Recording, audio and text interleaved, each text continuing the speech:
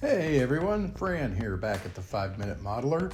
Today we're taking an in-depth look at the heart of my Grand Trunk Western operations, the sprawling Hughart Yard. This isn't just a collection of tracks, it's a carefully designed hub inspired by the original Grand Rapids and Indiana Railroad, reimagined for my 1970s Grand Trunk world after their fictional purchase from Penn Central. Together, we'll explore every corner of this vital area, from the bustling inbound-outbound tracks to the dedicated engine servicing facilities. I'll walk you through the why behind each design choice, revealing how I've aimed for efficient routing and realistic switching that brings my railroad to life. If you've built a yard for your layout, leave a comment about it, how you built it out, what your considerations were, details that you added. Fellow model railroaders would love to hear, as would I. The space I had to work with for Hughart Yard was pretty generous, roughly 12 feet in length, widening from a manageable 12 inches to a more generous 20 inches. My initial planning was loose, but the yard truly took shape as I started laying the switches. That's when I really began to grasp the flow and the potential capacity of each track. Just like a real-world rail yard, I knew I needed the essentials: dedicated inbound and outbound lines, ample classification tracks, and of course, a place to service and store locomotives. But I didn't stop there. To add layers of realism and operational interest, I also incorporated a car repair facility for those bad order cars, a commanding yard tower overseeing all the action, a passenger station hinting at past glories, a vital turntable, and a classic engine house. Let's zoom in and explore each of these key areas in detail.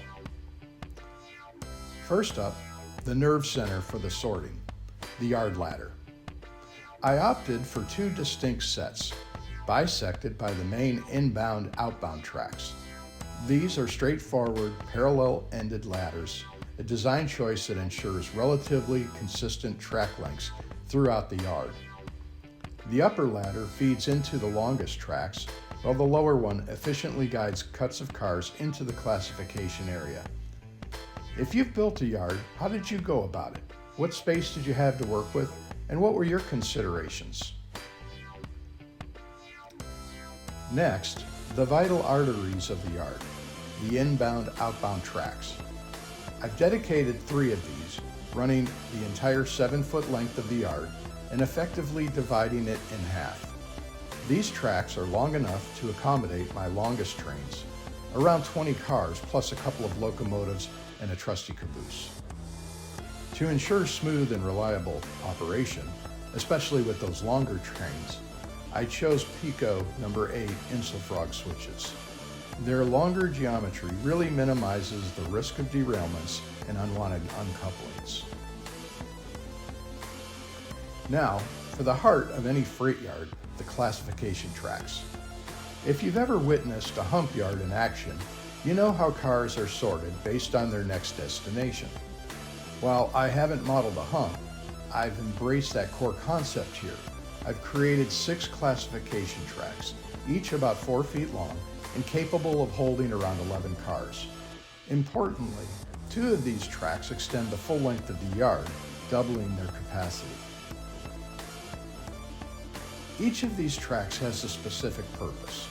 For example, this one is the C&O interchange track. Inbound cars destined for the Chesapeake and Ohio and Wyoming, Michigan are routed here, eventually making their way off the layout to my C&O staging area for the next journey.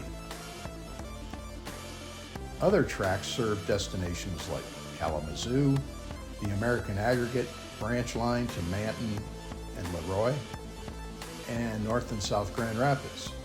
There are also 2 dedicated 7-foot-long tracks for traffic heading to Petoskey. In total, this classification area can handle an impressive 80 to 90 cars. To maximize space efficiency in this busy zone, I opted for Pico number 6 switches, which have proven reliable for switching cuts of cars without causing too many headaches. No busy yard is complete without a place to service the locomotives. An engine servicing facility not only adds operational realism, but also provides a great opportunity to showcase your locomotive fleet. My initial dream was a full turntable and roundhouse setup. Who wouldn't want that? But space limitations led me down a slightly different path.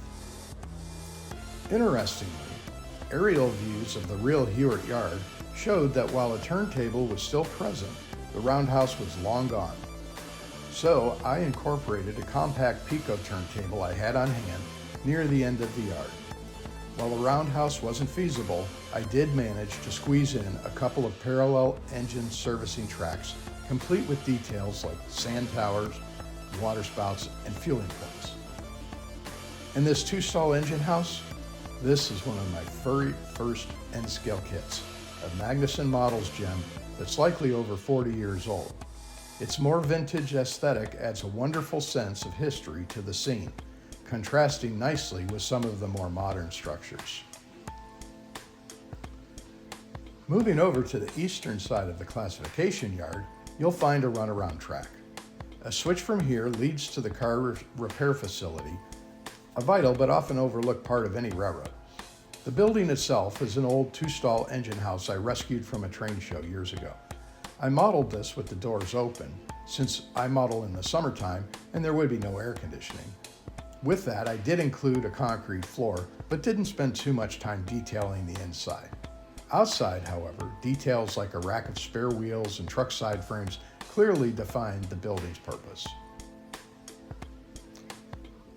Back in the 1970s, cabooses were a staple on most freight trains. I love the character they add and the unique car design. So a dedicated caboose track was a must-have in my planning, nestled neatly between the yard ladder and the engine facilities. Of course, cabooses needed servicing too, with fuel oil and water providing even more scenic and operating potential. Now, for a touch of passenger railroading in my fictional narrative, I've resurrected some of the old Grand Rapids and Indiana's fishing line spirit by introducing a passenger train route running from here to Petoskey. You can check out my video on that with this link. The passenger station was a bit of an afterthought, added after the main yard was built. Using a scale flat of the back of the Walthers Union Station and some concrete platforms, I created the remnants of a once bustling station, now back in service. 2 tracks serve the station, one of which acts as a runaround for the passenger engine. I'll be honest, while it's functional, the scenery here isn't my favorite, so that might be a future project. Finally, at the bottom of the classification track runaround, you'll find a track heading north to service a couple of industries in North Grand Rapids. This is handled by a dedicated yard local, and since it operates within the yard limits, no caboose is required. This is the first fully functional double-ended yard I've built, and I have to say, it operates incredibly smoothly. One key design element that sets it apart is the hidden mainline approach from the north. It ducks beneath a city scene and enters the yard at an angle. This serves a couple of important purposes. First, it allows the yard tracks to flow parallel to the backdrop and the front edge of the layout, maximizing functionality. Second, trains seemingly appear out of nowhere, creating a wonderful sense that the layout extends beyond what you can immediately see. While hidden trackage can be tricky, careful construction and maintenance, which I discussed and showed in my ugly side of the layout video, the link is here, have minimized the issues and added significant depth to the overall scene.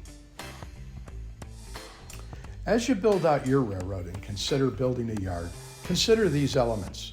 In doing so, you'll likely find more reason and purpose for the cars and locomotives that enhance your story. You'll also find that you don't want to pack your yard with too many cars, as this can make it harder to manage and move cars around. Railroads were pretty efficient at moving cars in and out of their yards. This yard is truly the hub of all my Grand Trunk Western operations and my favorite part of the railroad to operate. It was crucial to capture the look and feel of a real working rail yard, and I think I've achieved that. Even though I don't typically have massive operating sessions, the layout allows for multiple operators to have distinct roles without getting in each other's way. Well, thanks again for joining me for this detailed tour of the Hughart Yard on my model railroad on the 5-Minute Modeler. Have a great week.